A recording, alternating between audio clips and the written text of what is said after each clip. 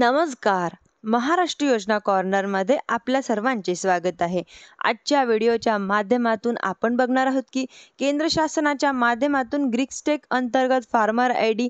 उपलब्ध करून दिले जात आहे. हेच फार्मर आय.डी. बनवलेल्या शेतकऱ्यांना आता एक लाभ देण्यासाठी सुरुवात करण्यात आलेली आहे. यांच्या अंतर्गत एक महत्त्वाचा असा लाभ म्हणजेच की ऑनलाईन पीक कर्ज अर्थात शेतकऱ्यांना दिली जाणारी KCC कार्ड संदर्भातील एक अतिशय दिलासादायक महत्त्वपूर्ण अपडेट आपण आजच्या व्हिडिओमध्ये बघणार आहोत. त्याआधी तुम्ही जर माझ्या चॅनलवरती नवीन असाल तर चॅनलला लाईक, सबस्क्राईब आणि शेअर करायला विसरू नका.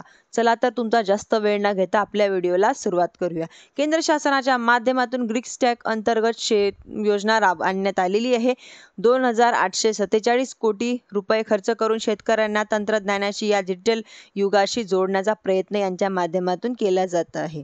म्हणजेच की आधार कार्ड लिंक करणं, म्हणजेच की शेतकऱ्यांना जमिनीची माहिती आधार कार्ड लिंक करणं, शेतकऱ्यांच्या शेत जमिनीची तपशील पूर्ण करणं, आधार कार्डला जोडणं, शेतकऱ्यांच्या प्रत्येक पिकाची माहिती जोडणं, शेतकऱ्यांच्या उत्पादनाची माहिती जोडणं, म्हणजेच की हवामानविषयी सल्ले देणं व बऱ्याचशा विविध प्रकारच्या कृषी योजनांचा लाभ ॲग्रीक्सटेकच्या माध्यमातून फार्मर आय.डी.च्या माध्यमातून देणं, शेतकऱ्यांना नुकसान भरपाई, पीक विमा हे सर्व या फार्मर आय.डी.च्या माध्यमातून दिल्या जाणार आहे.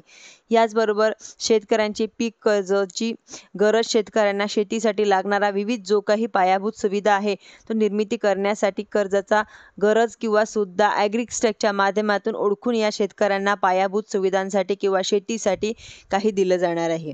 म्हणजेच की आता टप्प्याटप्प्याने पहिल्या टप्प्यामध्ये ग्रीक्सटेकच्या अंतर्गत PM किसानच्या लाभार्थ्यांना फार्मर आय.डी. जनरेट करायला सुरुवात झाली होती. Farmer ID. जनरेट शेतकऱ्यांना महाराष्ट्र शासनाच्या माध्यमातून अतिवृष्टी, नुकसान भरपाई, पीक विमा असेल किंवा इतर काही बाबी असतील किंवा कृषी योजनांच्या दुसऱ्या योजना असतील यासाठी बंधनकारक करण्यात आलेलं आहे. म्हणजेच की शेतीविषयक कुठल्याही योजनांसाठी तुम्हाला आता फार्मर आय.डी. बंधनकारक झालेलं आहे. म्हणजे की फार्मर आय.डी. मागितला जाता. यांच्यामध्ये आता पाठीमागे सुद्धा एक अपडेट आलेलं होतं की शेतकऱ्यांना आता फार्मर आय.डी. जनरेट झालेला आहे.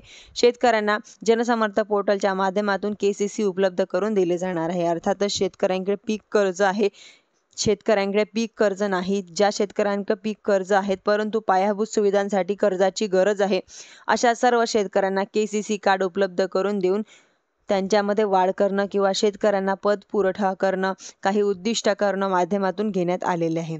RBIच्या माध्यमातून सुद्धा यापूर्वी SBI बरोबर करार करण्यात आलेला आहे.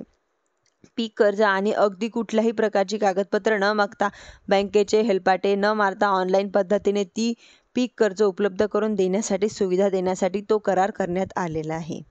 म्हणजेच की आता करार आणि अशा बाबी कागदपत्रोदी राहतात, परंतु या कागदपत्रोदी राहण्यानंतर अंमलबजावणी करण्यासाठी उशीर लागतो. या उशीरच्या अंमलबजावणी ही नक्की दिलासादायक असते. यापूर्वी आपण जनसमर्थक पोर्टल बद्दल सुद्धा माहिती घेतली होती की जनसमर्थक पोर्टल 1 ऑगस्टपासून शेतकऱ्यांसाठी सुरू केलं जाणार आहे.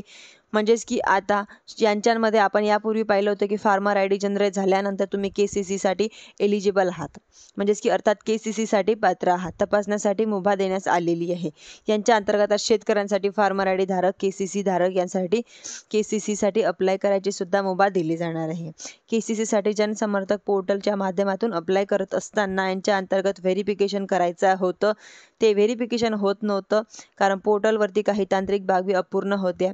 तांत्रिक बाबी पूर्ण करून 1 ऑगस्टपासून शेतकऱ्यांना KCC ॲप्लिकेशन करता येणार आहे. यांच्या संदर्भातील एक महत्त्वाचा परिपूर्ण व्हिडिओ मी बनवलेला आहे माझ्या चॅनलच्या वरती, तुम्ही बघू शकता. तुम्ही जर माझ्या चॅनलवरती पहिल्यांदा असेल चॅनलला लाईक, सबस्क्राईब आणि शेअर करायला विसरू नका. धन्यवाद.